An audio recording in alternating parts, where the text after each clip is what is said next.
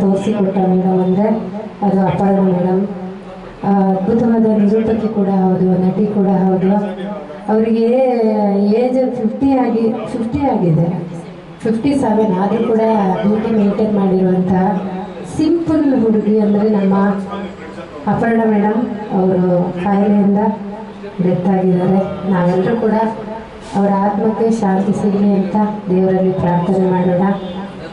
ಯಾಕಂದರೆ ಕಲಾವಿದರು ಅಂತ ಹೇಳಿದರೆ ಅವರು ದೇವರ ಸೃಷ್ಟಿಕರ್ತರೇ ಇರ್ತಾರೆ. ಯಾಕಂದರೆ ಒಂದು ಭೂಮಿಗೆ ಒಂದು ಕಲಾವಿದರು ಏನೋ ಒಂದು ಟ್ಯಾಲೆಂಟ್ ಇಟ್ಕೊಂಡು ಬರ್ತಾರೆ ಅಂದರೆ ಅದು ದೇವರು ಕೊಟ್ಟಿರುವಂತಹ ಒಂದು ಕರ್ತವ್ಯ. ಪ್ರತಿಯೊಬ್ಬರಿಗೂ ಒಂದು ಕರ್ತವ್ಯ ಕೊಡ್ತಾರೆ. ಅದರಲ್ಲಿ ಕಲಾವಿದರಿಗೆ ಅವರ ಫ್ಯಾಮಿಲಿಯಲ್ಲಿ ಅವರ ಎಷ್ಟೇ ನೋವಿದ್ರು ಕೂಡ ಇವರಿಗೆ ಕೂಡ ಕ್ಯಾನ್ಸರ್ ಅಂತ ಗೊತ್ತಿದ್ರು ತೋರಿಸ್ಕೊಳ್ಳದೆ ಜನಗಳನ್ನು ಕಾಮಿಡಿ ಮೂಲಕ ಮನೋರಂಜನೆ ಮಾಡಿದಂಥ ಒಂದು ಅದ್ಭುತವಾದ ವ್ಯಕ್ತಿ. ಅದು ಮಜಾ ಟಾಕೀಸಲ್ಲಿ ತುಂಬ ಒಂದು ಹೈಲೈಟ್ ಆಗಿರುವಂತಹ ಒಂದು ಸೃಜನ್ ಲೋಕೇಶ್ ಅವರ ಜೊತೆಯಾಗಿ ಬಂದಿರುವಂತಹ ಒಂದು ಮೇಡಮ್ ಅಂದರೆ ಅಪರ್ಣ ಮೇಡಮ್. ಅವರು ಇನ್ನೊಮ್ಮೆ ಹುಟ್ಟಿ ಬರಲಿ. ಯಾಕಂದರೆ ಮನುಷ್ಯ ಜನ್ಮ ಅಂದರೆ ಭಾಳ ಶ್ರೇಷ್ಠವಾದ ಜನ್ಮ. ಎಷ್ಟೋ ಜನ್ಮ ತಾಳಿ ಮತ್ತೆ ಶ್ರೇಷ್ಠ ಜನ್ಮಕ್ಕೆ ಬರಬೇಕಂದ್ರೆ ಅದು ಮನುಷ್ಯ ಜನ್ಮ. ಹಾಗಾಗಿ ನಮ್ಮ ಈ ಮನುಷ್ಯ ಜನ್ಮದಲ್ಲಿ ಆದಷ್ಟು ನಾವು ಒಳ್ಳೊಳ್ಳೆ ಕೆಲಸವನ್ನು ಮಾಡಿಕೊಂಡು, ಒಳ್ಳೊಳ್ಳೆ ಕೆಲಸ ಅಂದರೆ ಯಾರೋ ಹೋಗ್ತಾರೆ ಅದಕ್ಕೆ ಸಹಾಯ ಮಾಡಬೇಕು ಅನ್ನುವಂಥದ್ದಲ್ಲ.